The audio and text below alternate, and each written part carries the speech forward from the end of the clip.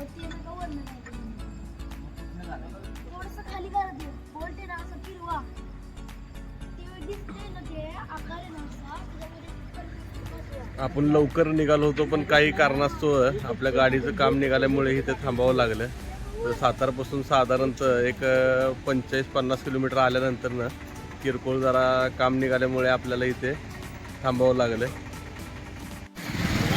Finally आता आपण पाटण बस स्थानकापाशी आलोय आणि आपल्या गाडीचं आत्ताच काम झालं. थोडा इथं नाश्ता करून आता पुढे जायचंय. तर चला आता.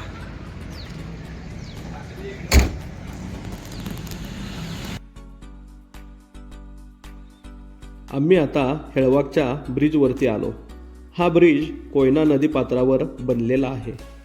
सकाळचे 7:30 वाजले आहेत.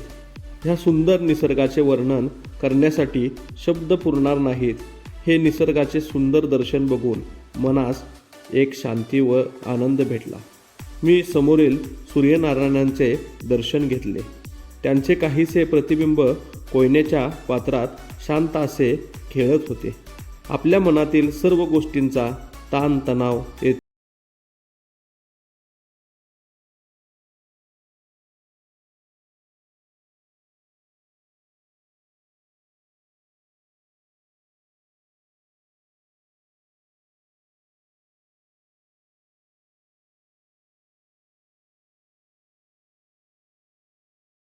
आपला मित्र धैर्यशील लेवे.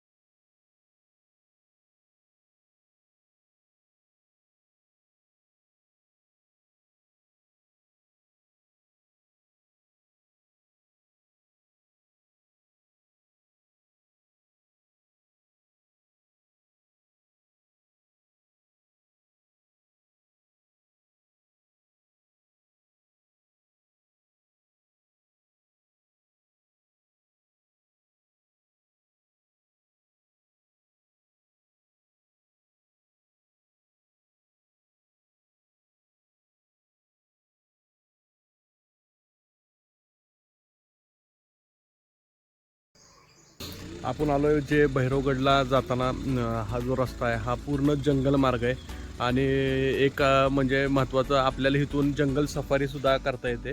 आणि दुसरी गोष्ट भैरवगड पण बघायला भेटतो.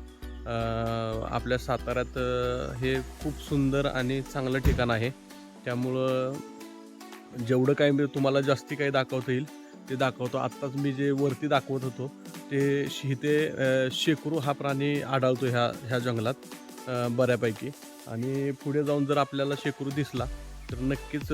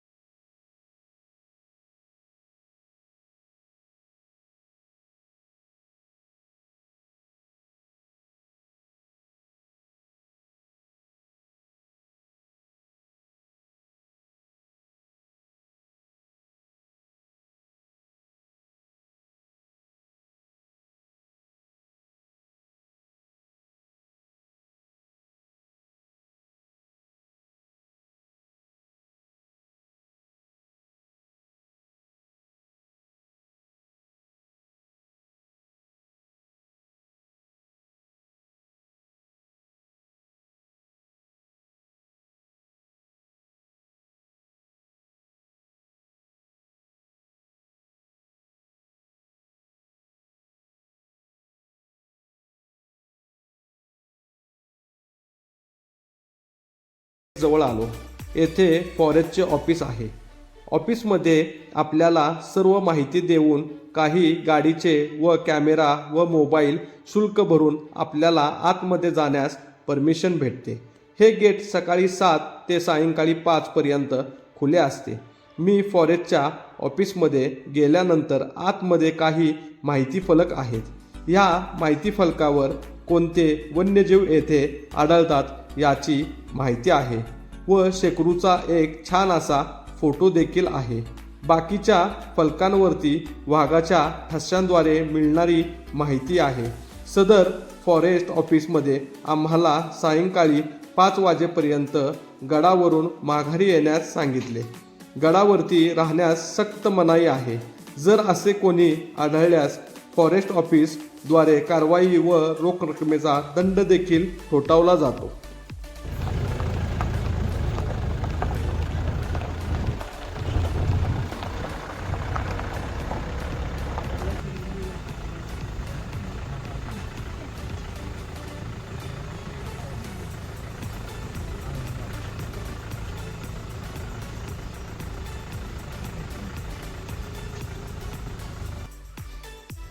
तर मित्रांनो, आता आपण आलो आहे भैरवगडला आणि हा जो आहे समोर तो भैरवगडचा पहिला जो पडझड झालेला बुरुंज आहे आणि पलीकडं भैरवगड आहे आणि इथे भैरवगडावरती एक मंदिर आहे आणि आता आपण ह्या रस्त्याने आलो समोरच्या आणि आता आपण पहिलं मंदिरात जायचं आहे.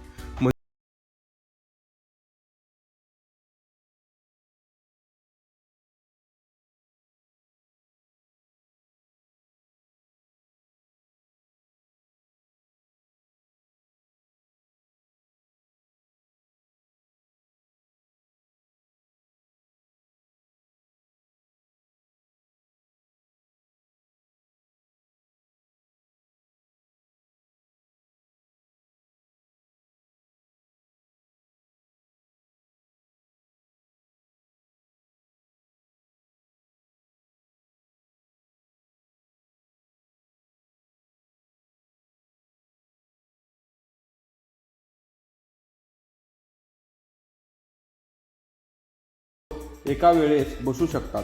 प्रशस्त असा सभामंडप बघून मी गाभाऱ्याच्या दिशेने पुढे सरलो.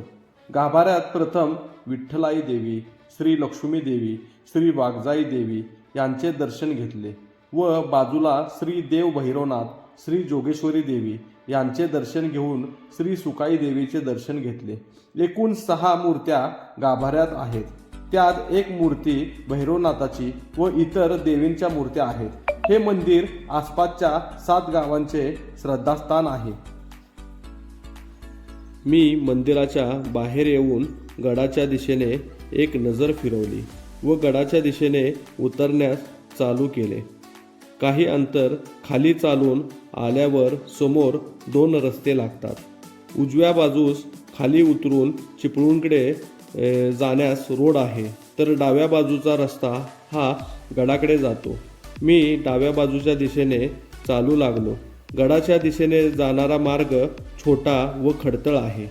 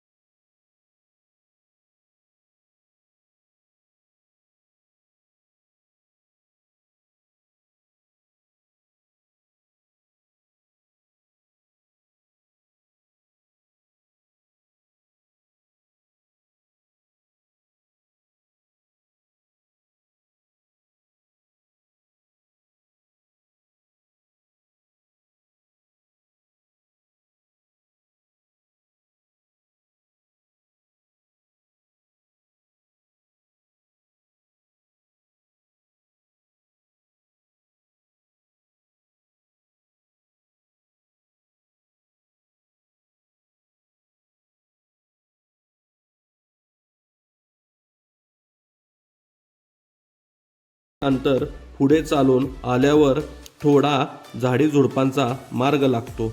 ह्या मार्गातून आम्ही वाट काढीत कसेबसे पुढे सरलो.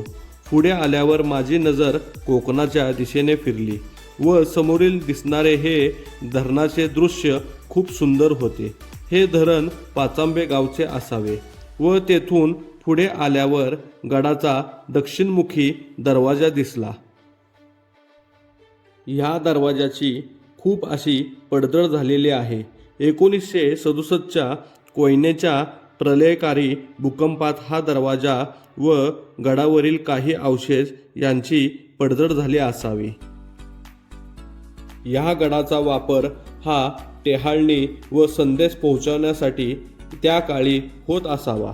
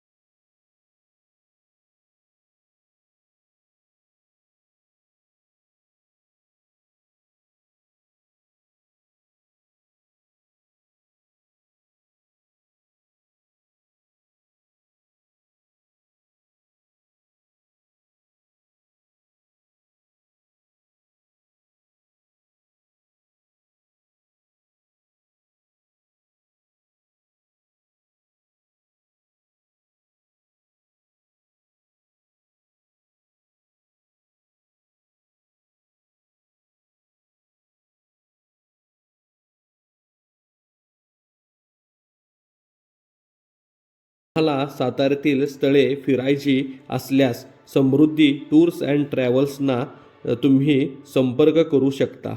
त्यांचा फोन नंबर मी डिस्क्रिप्शनमध्ये दिलेला आहे.